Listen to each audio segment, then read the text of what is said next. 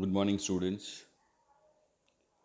We are going to learn a new chapter in Social Science 10th Standard, Economic Development. Last year, you had geography, civics, and history as different parts of social science. But this year, we have a new segment, new section that is economic development. Now, it is very important to understand economic development and economics. What is economic development? Economic development is constant increase in national income of a country. So, the first characteristic or first point is increase in income. It is uh, always seen or it is understood that development is connected to income, but it is not the only requirement. Increase in income is one of the aspects of development. There is increase in per capita income. When you have increase in national income, your per capita income, in simple words we can say this, per head income of our country increases. And when per head income increases, there is improvement in the living standard of people. Now living standard of people includes so many things like facilities of healthcare, education, infrastructure facility, roads, hospitals. All these things come in living standard of people. So when we have increase in income, we have increase in per capita income, per head income, and it results into improvement in living standard of the people. So this is generally superficially meant by economic development. Before we understand economic development, we have to understand development also. Development is not confined to economic development.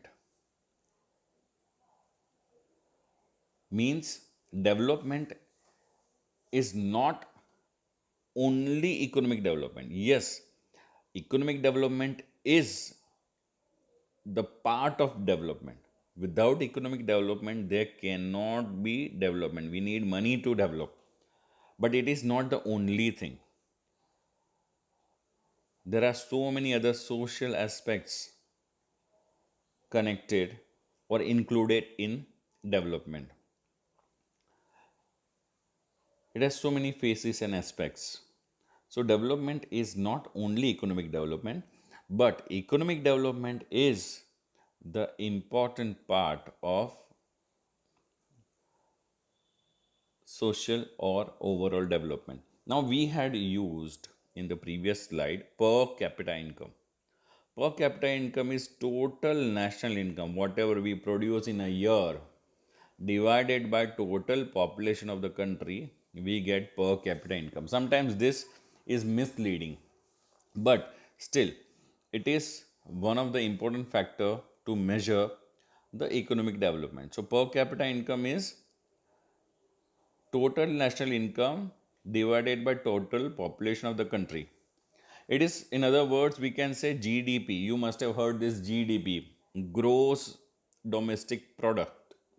That means in a year, whatever we have produced is called GDP. So, how do we get per capita income? Real GDP or total national income divided by population of the country, and we get per capita income. In other words, I'll explain you.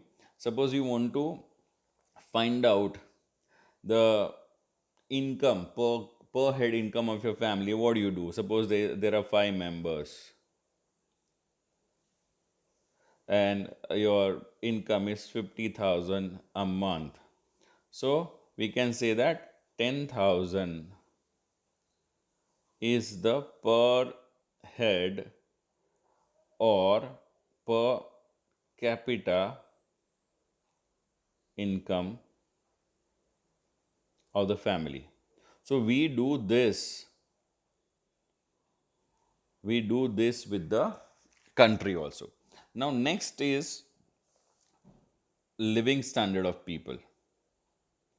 Now living standard of people includes all these facilities: health, education, rationing, other infrastructure facilities, transportation, public facilities. So all these things are called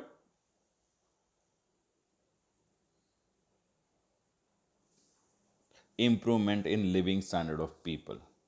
Now economic development versus economic progress, there are two words given in your textbook. I hope you have read the chapter before looking or watching this video. There are two things: economic development and economic progress. Development is qualitative, qua- quality, whereas progress is quantitative.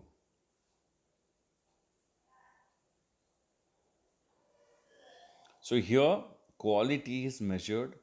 This goes progress is after development. When you have quality achieved, then you try to achieve more. It is called economic progress. This economic development is always pertaining to countries like India, developing countries. Whereas economic progress is always pertaining to developed countries like America. Okay. Now, the difference between them, if it is not clear, we'll try to clear it, through these points. Now, there is we try to measure this difference on the basis of development process.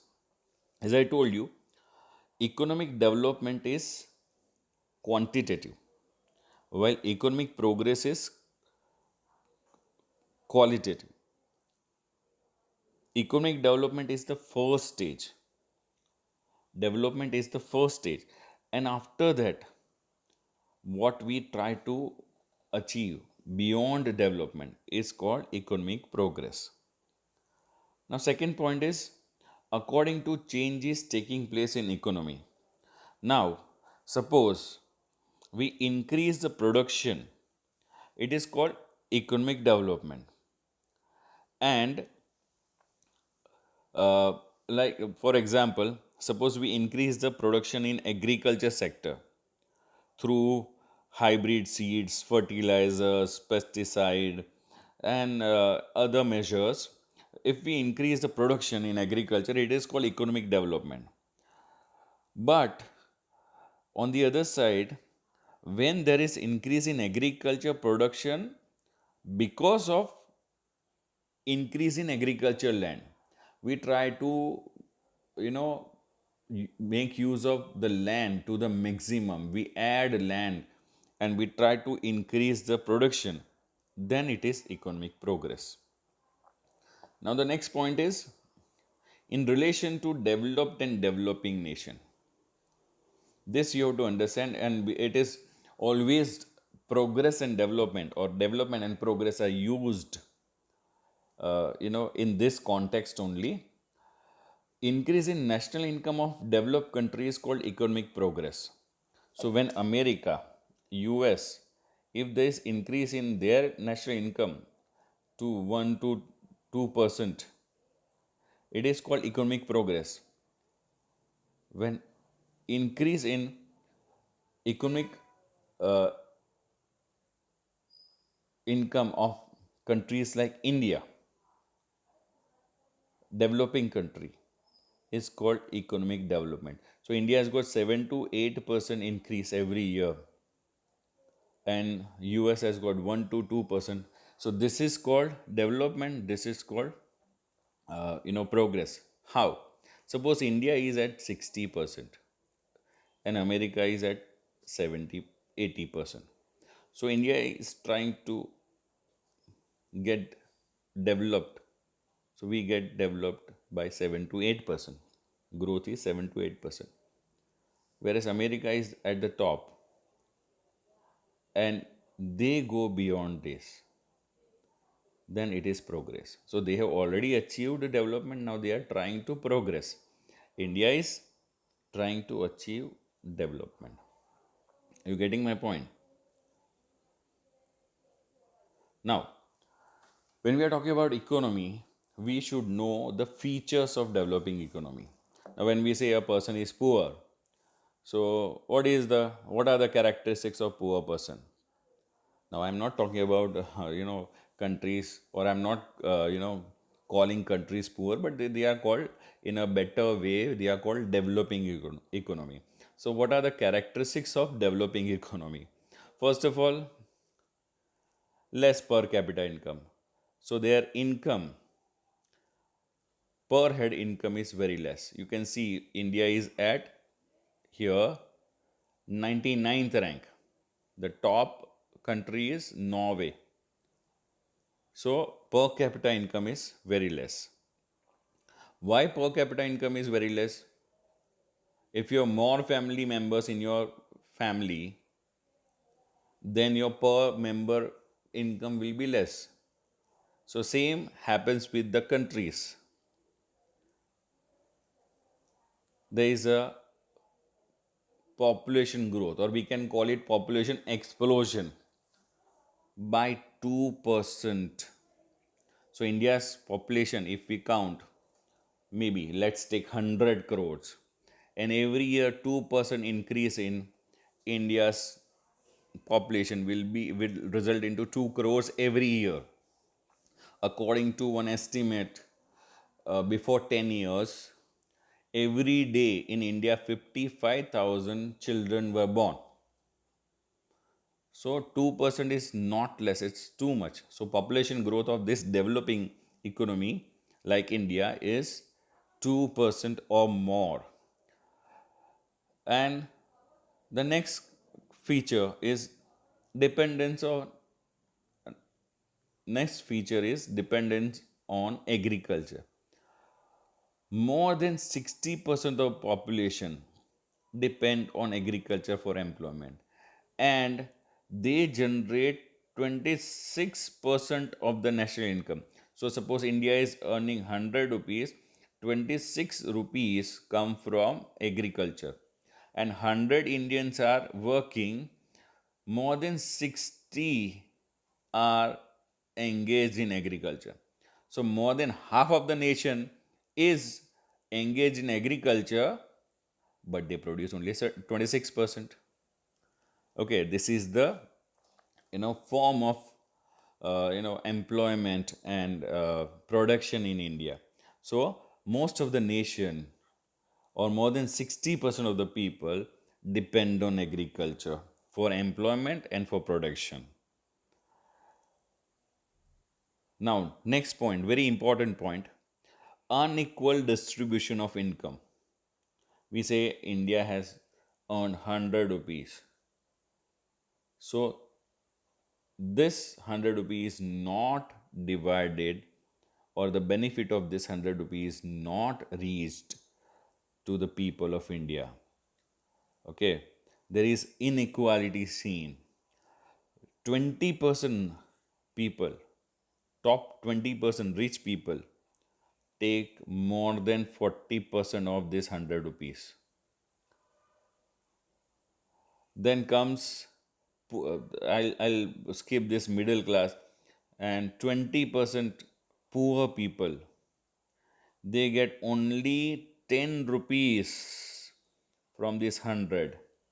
So most of the benefit of the production or income is taken away by these top people. Now, these top people are industrial houses, business families, top business families of India, and politicians.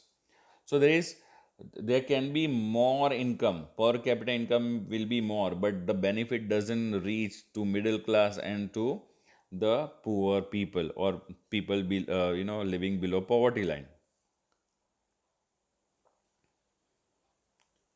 there is unemployment seen at wider scale in developing economy like India. The ratio of unemployment is more than 3% of total labor. So suppose there are 100 labor, so more than 3% are jobless. Means they want to work. They are qualified. They want to work and they are searching the work, but they don't get work. So it is, unemployment. And this unemployment period is very long. Suppose you are, it is not like US that you are jobless today and next week you get the job. But in India, the period of unemployment is more, and there are other unemployment seen. That unemployment chapter will discuss this in detail. Then because of unemployment there is poverty seen in India, and you'll be surprised to learn that more than 60% of the people, around 60% of the people are poor in India. And out of 100, 26% people live below poverty line. They are BPL. So if we say India has 100 crore population, so 26 crore people are living below poverty line. That means they don't get enough food, clothing and shelter. Education and healthcare are neglected. So poverty is widely seen in developing economy, and we can say that it is there in India. Now comes the next point, dual economy. This is, you have to understand with this very nicely. The presence of two things like public school and private school. You can see two extreme, poverty and less infrastructure facilities are seen in public school, whereas the best facilities are available for the rich private schools. So you can see both. You can see the extreme poverty also, and you can see extreme richness also, or extreme uh, availability of facility. You can see that in schools, private school, and you can compare your schools and you will come to know that village students or municipal corporation schools, they are not able to provide enough facilities, whereas private schools are able to provide. So both the aspects are present in this developing economy. Okay, you can see that in not only in education but in medical facility also. You can see private hospitals where you get the best medical facility at a at a price. But you can see at the same time, you can see the public hospitals where negligence, waiting, unhygienic conditions, all these things are seen. So presence of both the things. You can see the biggest slum of Asia in Mumbai, and you can see the richest or the costliest house of Ambani in the same city. So there is the presence of dual economy. Let's take one more example. Railways. You have AC compartments in railways. People travel with luxury. At the same time, there are general compartments also where you have to go like Gheta Bakra. Okay, so presence of both the things, both the elements, richness or luxury and poverty, extreme poverty, are seen in developing economy. Now, the next topic is insufficient infrastructure facilities. Here we are lucky. This is the development, this is the feature of developing economy. But in India, the infrastructure facility is excellent. You can see roads, airports, ports, railways. All these things are up to date or improving, we can say. If you go to rural area, rural India, there are facilities lacking or they are not available, but most of the places this infrastructure facilities are developed very nicely. So yes, in a developing economy, infrastructure facilities are lacking or they are insufficient, but in case of India it is not so. We are lucky that we have these facilities, but all the people are not able to take benefit of this infrastructural facilities. So now next is form of international trade. Now if we know, India is an agrarian country, so India produces more agro products and mineral ores. So our export is agro product and farm products. So this type of products have less demand and low rate. So we earn less money. Whereas we import, machineries, technology, and they are very costly. So we have to pay more to other countries to import all these things, and we get less from our export. So our foreign trade is always unfavorable. In other words, we can say that our foreign trade is in loss. So resulting it in increase in foreign debts. Okay, foreign loans, World Bank loans are increasing because of this.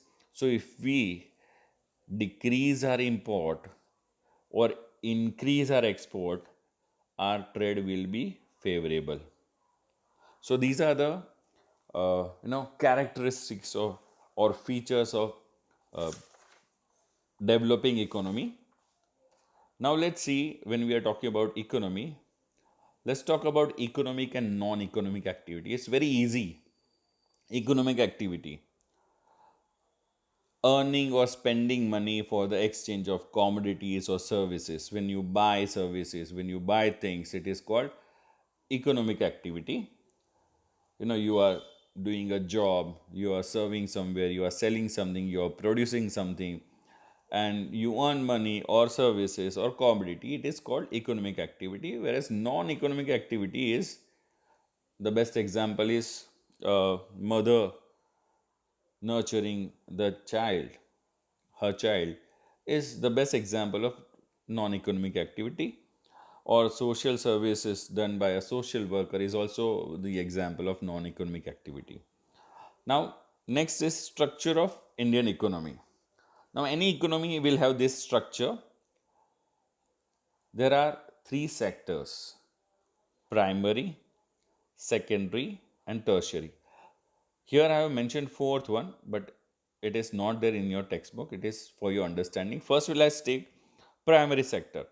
Agriculture or agriculture related activities like cattle rearing, cattle breeding, fishing, poultry, collection of forest products. All these things come in primary sector. That means, if you understand, when you work straight away with nature, when you work straight away in the basic production, primary production, it is called primary sector. And in India, this primary sector is less rewarding, but maximum people are engaged in primary sector. And even today, primary sector contribute maximum in the national production and national employment. Next is secondary sector. Anything you produce, from a small pin to a plane, pin to aircraft, whatever you produce come into secondary sector. Small and large scale industry, factories, construction, electricity, gas, water supply, all these things are called secondary sector. That means it is industry. Okay. Now third comes tertiary sector. Most of your parents must be engaged in tertiary sector. Tertiary means third one. But here Tertiary sector is the service sector.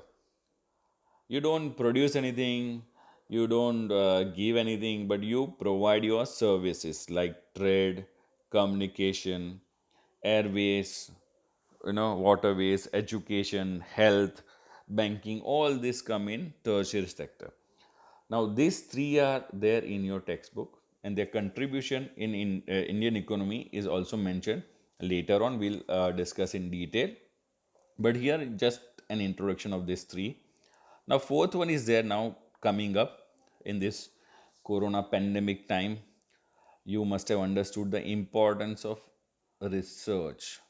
They don't produce anything, they don't provide any service, they don't do anything like in primary sector, but they do the research. That is the fourth sector of industry. Anyways, these three you have to keep in mind. This is just for your knowledge. Next is factors of production. You produce anything using this four.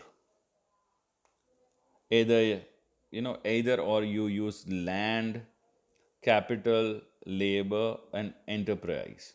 Now enterprise I'll explain you later. First of all, land. It is the upper surface, and man is a land based animal. So we use forest, rivers, mountains, farms to produce anything. So this is the most important tool for production. Second is capital. Anything which we make, like instruments, houses, you know other things, investment, all these are called capital. So we produce anything using land, capital, and finally the labor.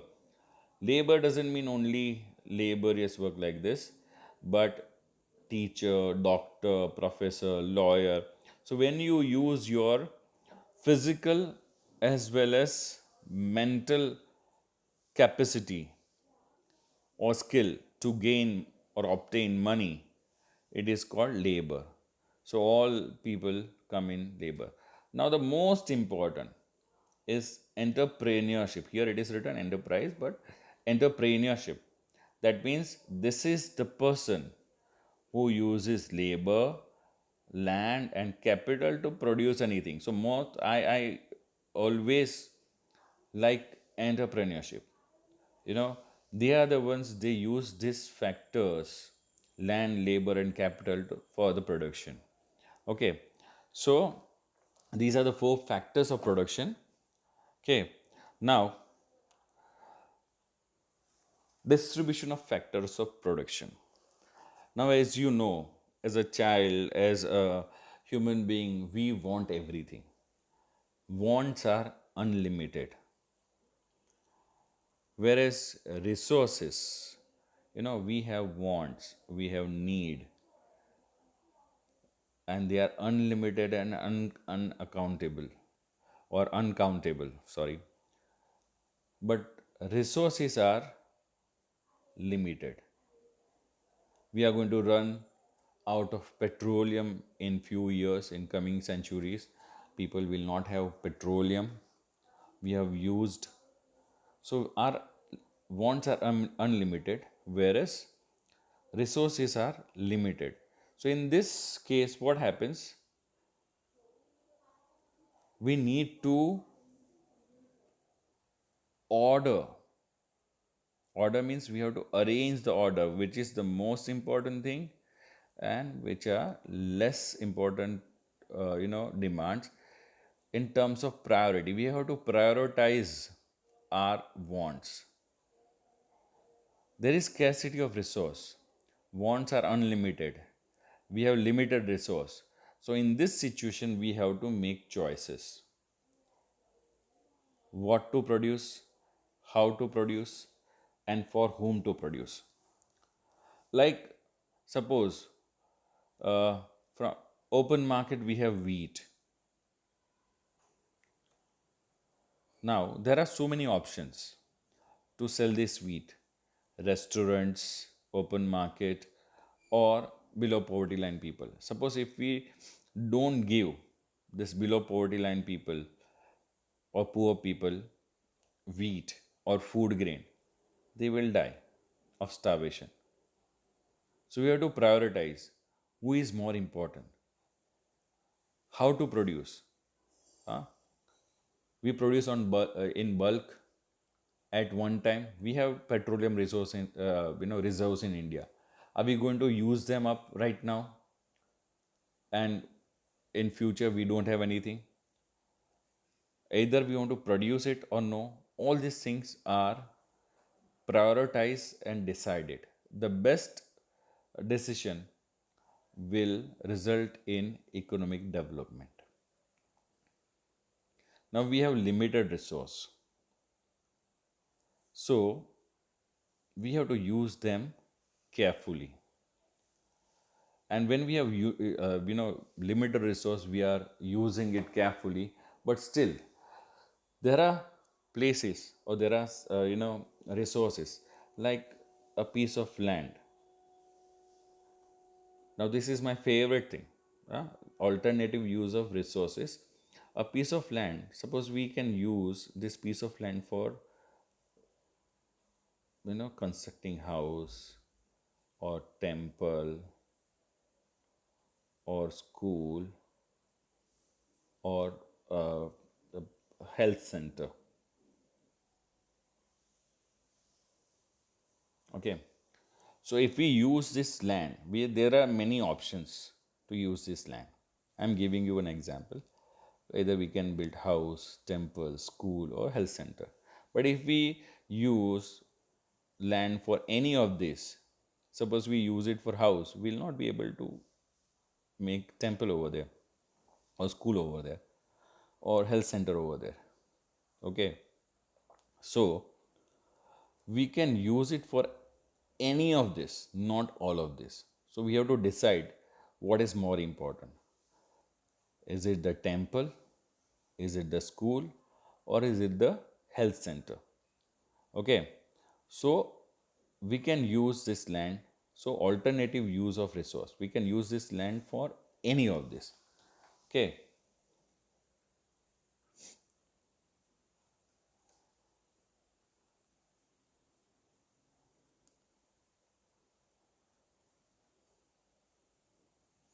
resources have multiple uses, but they are optional, what I explained you. And because of that, we have to use selection. Scarcity is there, that's why you have to select.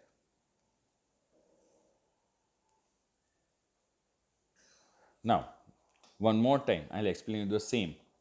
Limited resources are there, unlimited want is there. That means scarcity of goods and services is there. So you have to solve this economic problem. There are three choices with you. Societies have three options, or governments have three options for dealing with this scarcity. You use it up for economic growth, or you reduce your wants are unlimited, but you have to reduce them. Okay, like I'll give you an example. Suppose you have got some money and you want to go for a trip. So you go by your car or railway or train, we can say, or by plane. So we have limited resource, limited money. So straight away you reduce this or you cancel this option. This is also very expensive, so you go by train. Or if you have even less money, you can cancel the trip also. Okay, so you have to reduce the want. Now, if you don't want to reduce the want, some of the wants cannot be reduced or cannot be neglected by, like, health facility. You cannot tell people that you die of hunger today and after 1 year we'll provide you grain. No, you cannot say that. You die in hospital, die of diseases and we'll construct hospitals after 10 years. No, you cannot do that. So what you have to do, allocative efficiency. you have to allocate the resource for the most important needs or dire needs, okay, that you need badly. Productive efficiency, you have to use this with efficiency. Equity, okay, you have to share it with all the people and generate employment so that you have more and more income so you can satisfy your want. So this is the end of this class. We have done up to you know distribution of factors of production. In the next video I'm going to discuss methods of allotting resources, that is market system, social system, and mixed economy. I want you to read the chapter properly and you know look at the video, this video again. It will be helpful in understanding. Thank you and hope you like the video, and please like the video so that I can come to know that you understand this, and I'll try to make it even more better. Thank you very much.